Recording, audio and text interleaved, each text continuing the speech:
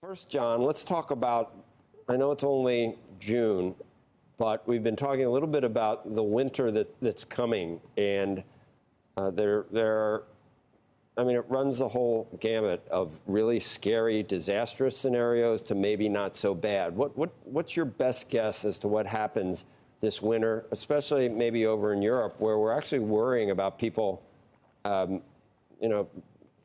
heating oil or whatever they use in the winter? If it's a bad winter, there could be some serious consequences beyond economic consequences.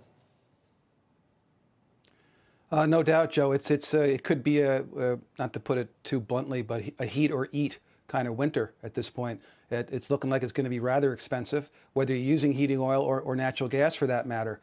The only thing I'll point out to you is that on the heating oil front, the refiners are running full capacity. We've had many weeks now over the past several that we've seen actual rise in diesel or distillate inventory, so that's good news.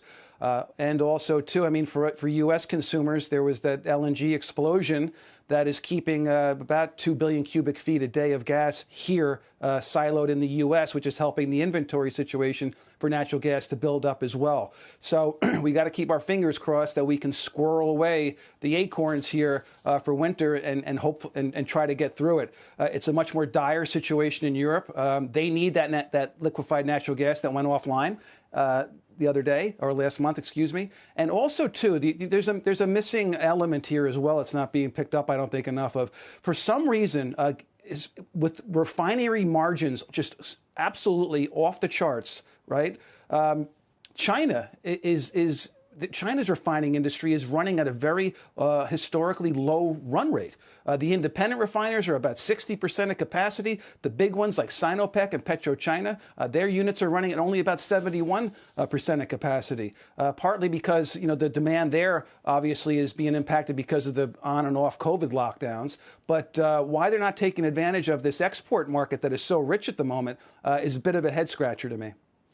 If you were to try to forecast where gasoline prices in the United States will be a year from now, what would you need to know? Does it depend on if the war in Ukraine is still being prosecuted? Does it depend on what domestically the Biden administration does? Do you expect we'll be at above $4.50 a gallon a year from now?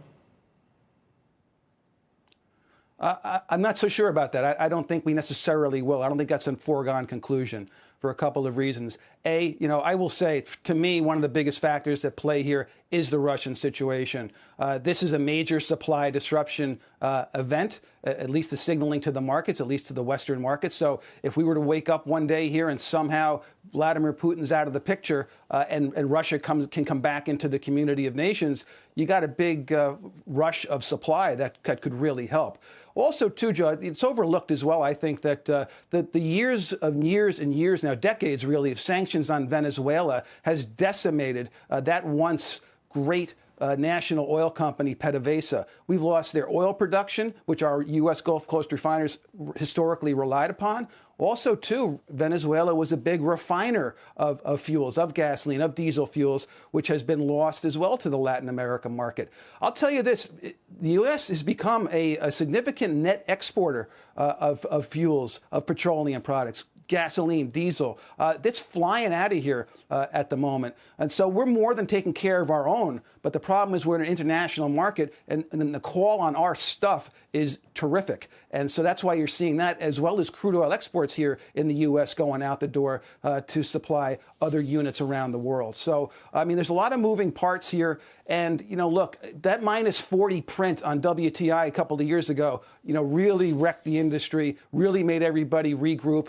The other thing, too, Joe, so everyone needs to know, we've globally lost about 3 million barrels a day of refining capacity, but the refining industry wasn't great at all up until just recently coming out of the pandemic. These units that have closed were closed for economic reasons. Too expensive to maintain, too expensive to repair. One blew up.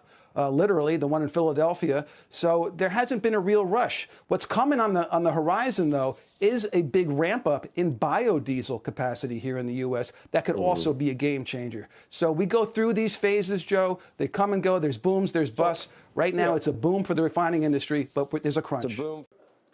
Shepard Smith here. Thanks for watching CNBC on YouTube.